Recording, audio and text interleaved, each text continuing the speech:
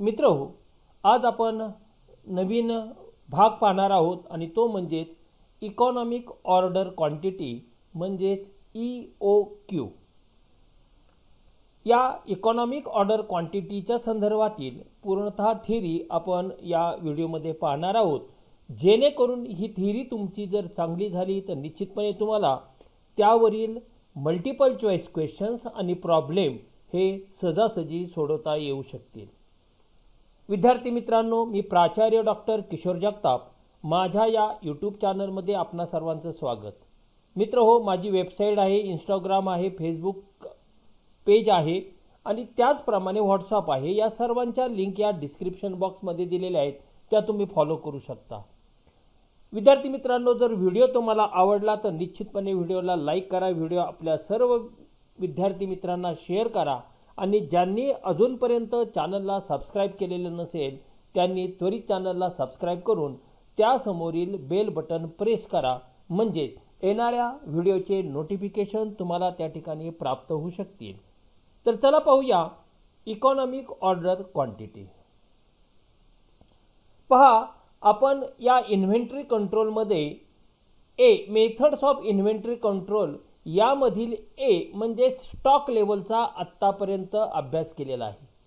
त्यामध्ये stock level त्याची theory पाहिलेली आहे, स्टॉक लेवलच्या संदर्भातील मल्टिपल चॉईस क्वेश्चन पाहिलेले आहेत आणि त्याचप्रमाणे स्टॉक लेवलवरील प्रॉब्लेम देखील आपण पाहिलेले आहेत. आता आपण बी पार्ट सुरू करणार आहोत आणि तो म्हणजेच economic order quantity, that is EOQ.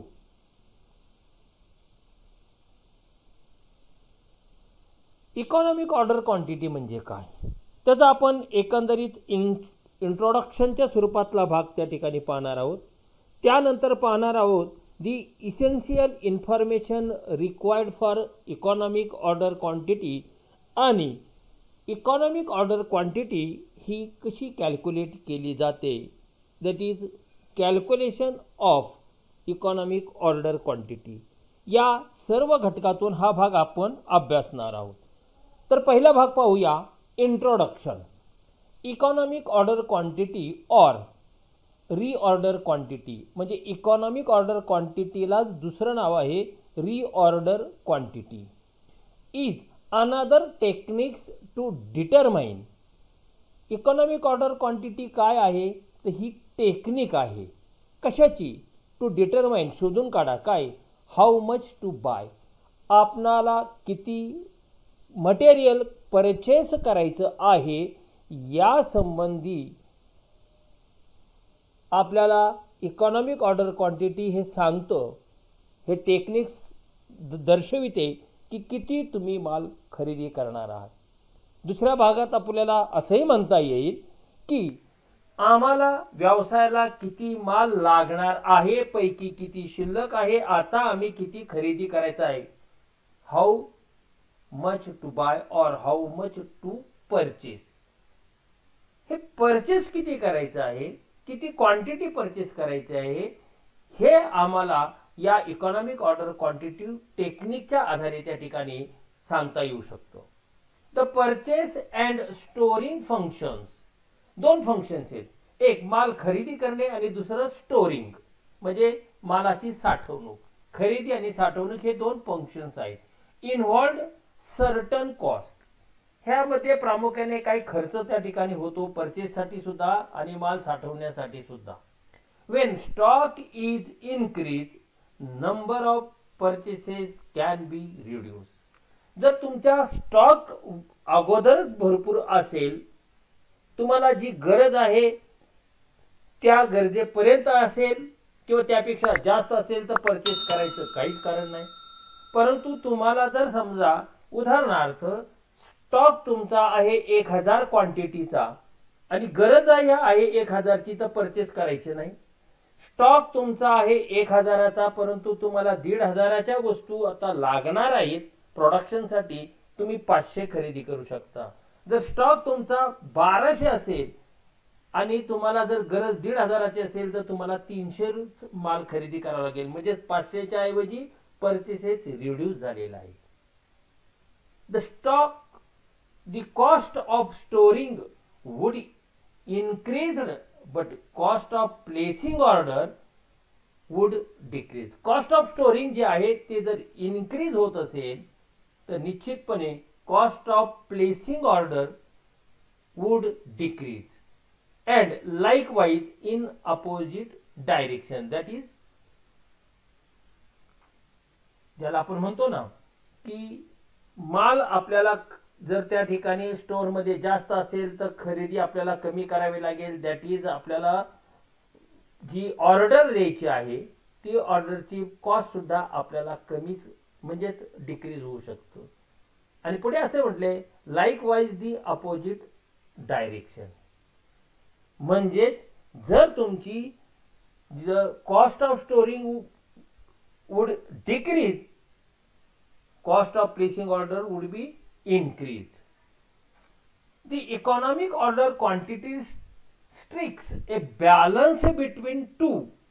हे काय आहे? बॅलन्स बनवतात इकॉनॉमिक ऑर्डर क्वांटिटी. कशाचा? तर दोन घटकांचा. कुठले? With an objective to minimise total cost. आणि कुठल्याही व्यवसाय संस्थेचं मुख्य ऑब्जेक्ट असतं की टोटल कॉस्ट ही मिनिमाइज झाली पाहिजे. The essential information required is, आणि त्यासाठी आपल्याला पुढील ए, बी आणि सी हे तीन इसेन्शियल इन्फॉर्मेशन त्या ठिकाणी आपल्याला आवश्यक आहे. A, cost of placing an order. काय आहे cost of placing an order? This is the aggregate cost purchases and receiving function spread over number of likely orders. This is expressed as cost per order. It includes the following. या cost of placing order मध्ये काय काय include होतं? 1. Preparation of purchase order. 2. Cost of receiving goods. 3. Documentation processing cost. 4. Transport cost. 5. Cost of chasing order, rejecting defective goods. 6. Additional cost of frequent or small quantity orders. And 7. In case the goods are manufacturing internally, the setup cost associated with each production run. हे 7 घटक जे आहेत, elements आहेत, ते cost of placing on order यामध्ये include आहेत. पुढचा B part आपण पाहणार आहोत तो म्हणजे cost of carrying stock. Cost of carrying stock takes into account the cost of storage and handling, insurance cost spread over quantity or value of material. तुमचं एकंदरीत गोडाऊन जे आहे त्या गोडाऊनचं एकंदरीत जी कॉस्ट असणार आहे वेगवेगळ्या अँगलनी ती सगळी मिळून तुम्हाला कॉस्ट ऑफ कॅरिंग स्टॉक असं म्हटलं जातं. मग यामध्ये कोणकोणती कॉस्ट त्या ठिकाणी इन्क्लूड आहे ते आता आपण जाणून घेऊया. It includes the following. काय काय आहे पहा. रेंट हे सगळं स्टोरेजचं, lighting, heating, refrigeration, air condition, stores, तिथला staff, equipments, maintenance, running cost, handling cost, audit, stock taking और perpetual inventory cost, required rate of return on investment in current assets, obsolescence cost, insurance and security cost, cost of capital blocked up in inventory, pilferage and damage cost, माल चोरीला जात असेल किंवा damage होत असेल तर तो सुद्धा एक्सेट्रा. ह्या सगळे जे काही हे घटक आहेत ना हे सगळे घटक हे कॉस्ट ऑफ कॅरिंग स्टॉक मध्ये इन्क्लूड आहेत. पुढचा भाग आपण पाहूया. C consumption during the period. This gives म्हणजे consumption during period gives the information about total consumption in terms of unit, म्हणजे लिटर मध्ये असेल, केजी मध्ये असेल, और क्वांटिटीच्या संदर्भात असेल, कुठल्याही स्वरूपात असू द्या. हे तीन घटक पाहिल्यानंतर आपल्याला लक्षात येईल की इकॉनॉमिक ऑर्डर क्वांटिटी जे काय आहे ते कशी कॅल्क्युलेट करायची, त्याचे वेगवेगळे फॉर्म्युले दिलेले आहेत. आता इथे आपण सिंपल फॉर्म्युला अगोदर त्या ठिकाणी पाहणार आहोत. EOQ is equal to √2 multiply by C multiply by P divided by I. What is meant by C? C means annual consumptions in terms of unit. P means cost of placing an order, and I means inventory carrying cost. म्हणजेच that is cost of holding 1 unit of stock for 1 year. Number of order to be placed, that is C divided by economic order quantity. हा simple formula झालेला आहे. अजून एक formula आपण त्या अनुषंगाने पाहणार आहोत. Economic order quantity is equal to √2 multiply by A multiply by O divided by C, where A is annual consumptions in terms of unit, O means cost of placing an order, and C means inventory carrying cost. विद्यार्थी मित्रांनो, हे दोन्हीही फॉर्म्युले तुम्हाला माहिती असणं आवश्यक आहे. ते पाठ करा, ते समजून घ्या, आकलन करा आणि लक्षात ठेवा. जर लक्षात राहिले तर निश्चितपणे तुम्हाला प्रॉब्लेम सोडवायला काहीही अडचण येणार नाही. The essential prerequisites for application of this technique is that the following factors should remain constant throughout the year. पुढील जे काही घटक आहेत ते कसे राहिले पाहिजे? कॉन्स्टंट राहिले पाहिजे. कसे? थ्रूआउट द इयर, पूर्ण वर्षभरात. First, price of materials and all the terms of purchases including that of delivery, transport cost, discount, credit period and regularity. Second constant factor आहे तो म्हणजे patterns of consumptions of material. Third constant item आहे ordering and stock holding cost. आणि fourth, regular availability of material as and when required. These techniques means economic order quantity. ही जी technique आहे ती technique can also be used. ही तुम्ही वापरू शकता.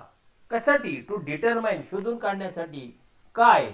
the size of production of each batch in manufacturing unit to enable similar economy in case of manufactured material or finished goods. यासाठी हे इकॉनॉमिक्स ऑर्डर क्वांटिटी टेक्निक तुम्ही use करू शकता. मित्र हो, इकॉनॉमिक ऑर्डर क्वांटिटी वरील ही सर्व थिअरी आपण या ठिकाणी पाहिलेली आहे. ही थिअरी वारंवार तुम्ही अभ्यासा. त्याचप्रमाणे जे फॉर्म्युले दिलेले आहेत ते फॉर्म्युले छानपैकी तुम्ही समजून घ्या, त्याचं आकलन करा, ते पाठ करा.